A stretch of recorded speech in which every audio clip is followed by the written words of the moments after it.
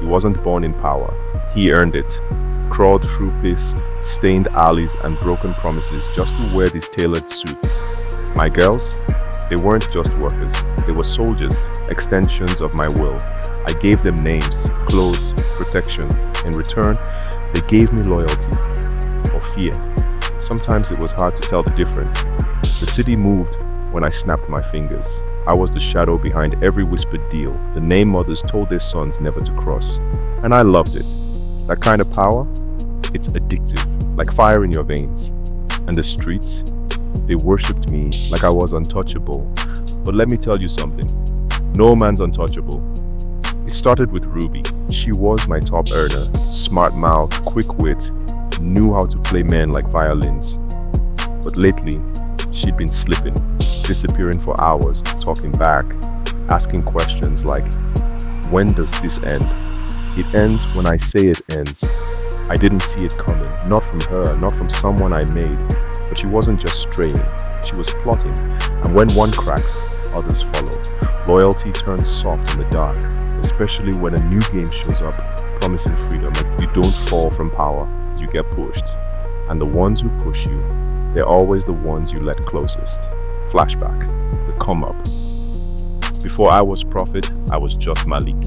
Broke kid from South 8th, raised by a mother who prayed louder than the screams through the wall, and a father who only showed up when he needed a place to hide. By 15, I'd already learned the streets had their own gods.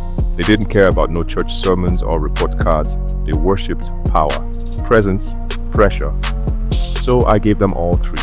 I started small, running errands for Big Harlan, a mid-tier pimp with gold teeth and coke breath. I watched the way he moved, always 2 steps ahead, always surrounded by women who smiled too fast and cried when they thought no one was looking. I wasn't interested in being like Harlan. I wanted to replace him.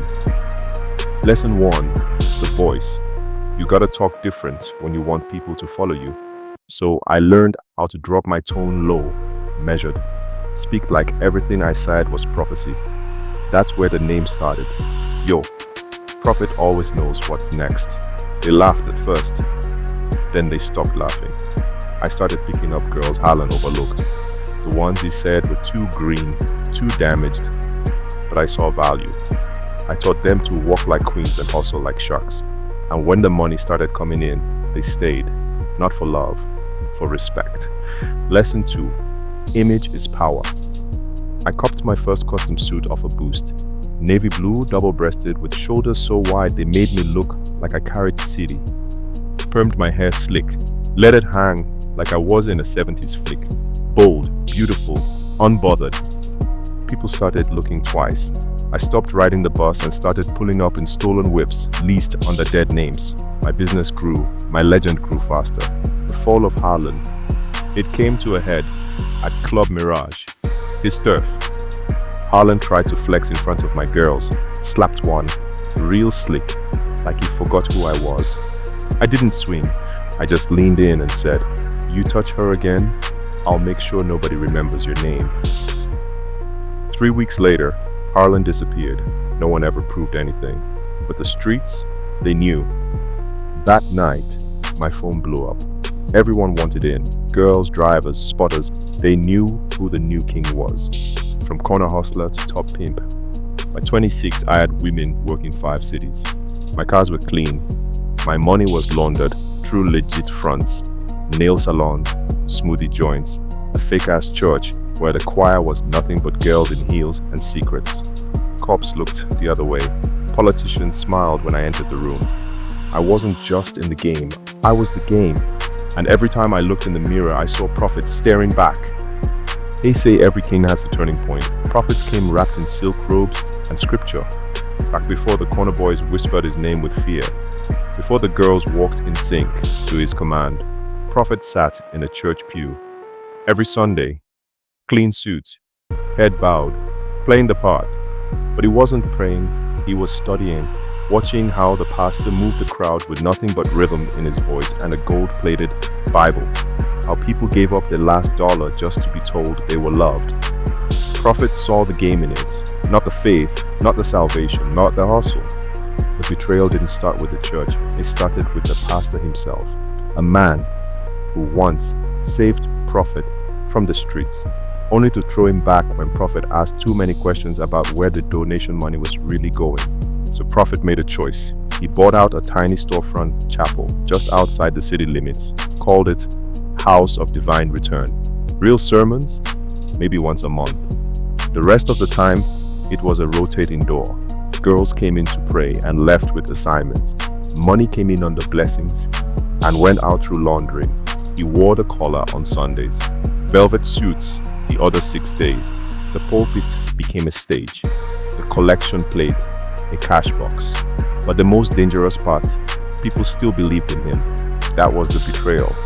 Not that he used the church as a front, but that he made people feel saved while doing it. The air inside the House of Divine Return was thick that night, not with incense or praise, but with promise. Prophet stood at the front of the chapel turned front, wearing a black silk suit with a gold cross pinned to his chest. He looked like a man of God, but every soul in that room knew he was something else entirely. That's when she walked in, ruby, bright eyes, modest dress, Bible clutched like it still had power over her. She had that softness he hadn't seen in a while, untouched by streetlight lies or late-night dollar dances. She came in looking for salvation. What she found was Prophet. He watched her from the pulpit. She sat alone, 3 pews from the front, humming along with the choir like it still meant something. After the sermon, brief, just enough to keep up appearances, he approached her. "You look like someone who still believes." She smiled. "Isn't that why we're all here?" "Well, I'm not like everyone." That's what did it. That little fire in her voice, the way she looked at him like he could be more than what he was. So Prophet tested it. He offered her a job, church secretary. Said he needed someone trustworthy to handle the money, answer the phones, keep the place respectable. She said yes, because Ruby was the kind of girl who wanted to help, the kind that believed she could fix things. But the deeper she got, the more twisted the world became. Late nights counting cash that smelled like perfume and liquor. Girls coming in crying, then walking out smiling or broken. Men whispering in the shadows. Church business, Prophet called it. She asked too many questions. He gave her too many answers. And came the night he asked her to ride with him just to talk. He brought her to the club, had her watch the girls work, told her she was special, different, but maybe she had something even better in her. "You're beautiful, Ruby. You could make men pay just to be in your presence." She said no. The next night, he brought her back. The night after that, she didn't say no, it wasn't force. Prophet never laid a hand on her. It was persuasion, manipulation, alchemy. He didn't break Ruby, he reshaped her. And when she looked in the mirror weeks later, hair done, lipstick thick, heels high, the Bible was gone from her hands, but the fire in her eyes, it had turned to ice. But beneath his hard exterior, Prophet held a secret of his own. He feared nothing more than losing control. The women under his thumb knew it, and they dreamed of escape. For years, they whispered stories among themselves in the quiet moments, after the last customer was gone, after Prophet had taken his cut, and they were left alone in the dimly lit rooms. They spoke of old magic, the kind passed down through generations of women who had walked paths, both hard and sacred. Magic that could break chains, magic that could break hearts. Among them was Ruby, the quiet one. She wasn't the most striking, but she had something deep inside her, something that had always made her different. It wasn't just her beauty, it was her connection to something ancient. Her grandmother had been a healer, and before her, her great-grandmother had been a conjure woman. Ruby remembered the stories her grandmother had told her as a little girl, the ones about spirits that could be summoned with the right words, of herbs and rituals that could bind or unbind. But there was one story that stuck with her above all others, the story of the freedom spell. His spell had been whispered about in the back alleys of the South, passed along by those who had tasted the bitterness of oppression and the sweetness of freedom. It was a powerful magic, a woman's magic. It had been used to help the oppressed escape their chains, to send their tormentors to the corners of the earth never to return. Ruby had never believed in it fully, but as the years wore on, she began to wonder. One night, as the streetlights flickered and the sounds of the city swirled around her, Ruby gathered the other women in the basement of the old house they lived in. There was no turning back now. "You ready for this?" Ruby asked, her voice steady but low. "They'll kill us if we try to leave, Ruby. You know that," said Michelle, her voice trembling. Ruby nodded. "I know, but if we stay, we die anyway." She reached into a worn leather bag, pulling out a small vial filled with dark liquid and a bundle of dried sage. "This," she said, holding it up to the others, "is the start. The freedom spell.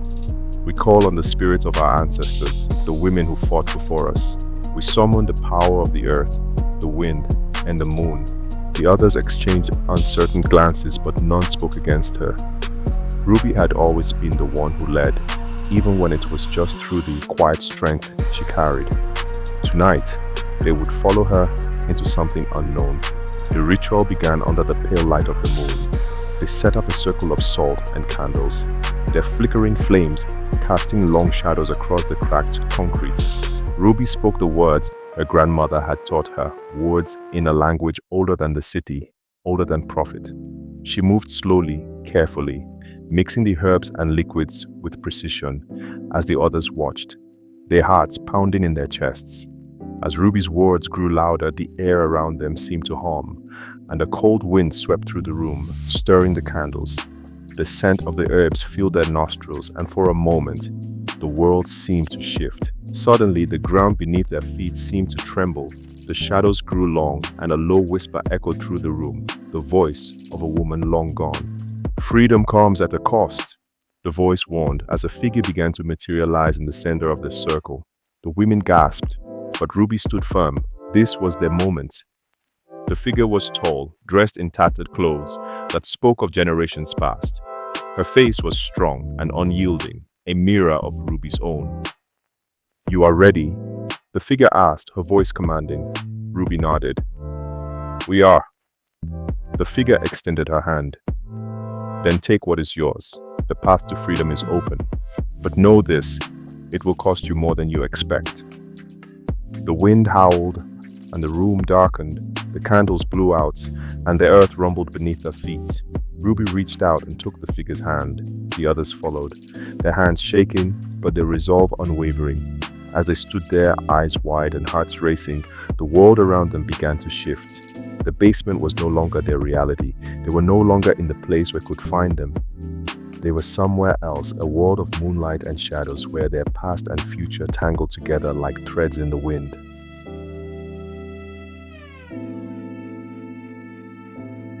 The world they had entered felt heavy with magic.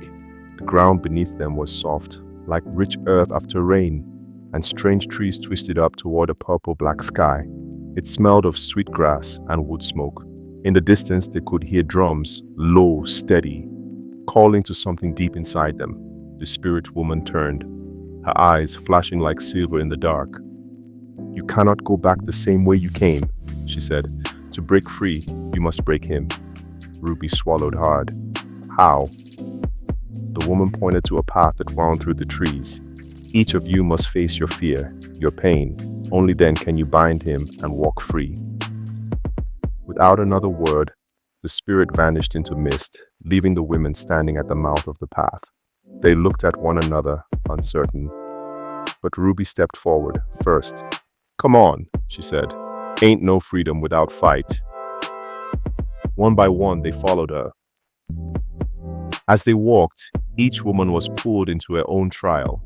Michelle, who had once been a church singer before Prophet dragged her into the life, found herself standing in front of a monstrous version of Prophet, his voice twisting her own songs into cruel taunts. But Michelle sang louder, songs her grandmother taught her in the pews, songs about salvation and strength. And the monster shriveled into dust. Then there was Tanya, who had been barely 16 when Prophet found her. She faced her own guilt, her anger, her shattered dreams. The forest threw her memories at her like stones, but she gathered them up, weaved them into a crown, and walked through the storm with her head held high. Each woman fought her battle. Each woman found a piece of her power. Finally, they all stood before an altar made of bone and stone at the center of a clearing under the largest, fullest moon they had ever seen. There, lying sprawled across the altar, was Prophet. Not the man they knew, but a spirit version of him. He writhed, trapped by the magic they had woven through their journeys. Ruby stepped forward, holding the final piece of the spell in her hand, a shard of mirror glass wrapped in red cloth. It symbolized the truth, the thing Prophet had always been afraid of, that without the fear, he had no power. "You don't own us no more," Ruby said, her voice strong. The others joined hands, chanting the old words, their voices rising into the night. As the last words fell from their lips, the altar burst into a blaze of blue fire, and the spirit form of Prophet howled before crumbling into ash. The clearing fell silent. The forest seemed to breathe with them, alive and watching. The spirit woman reappeared, nodding. "It is done." Suddenly, they were back, in the basement of the old house, but everything had changed. The city noise had quieted. The house felt lighter, freer. And Prophet? He was gone. His name, his presence, even the memory of his rule faded like smoke. The other pimps and hustlers on the streets spoke of him as if he had never existed. The women were free, truly free. In the weeks that followed, they pooled their money, opened a small cafe and boarding house for women looking for a way out. They told no one the full story of what happened that night. But sometimes, late in the evening, when the moon was full and the wind shifted just right, Ruby would catch the scent of sage and sweetgrass, and she'd smile to herself. Freedom, after all, wasn't just something you asked for. It was something you took and kept.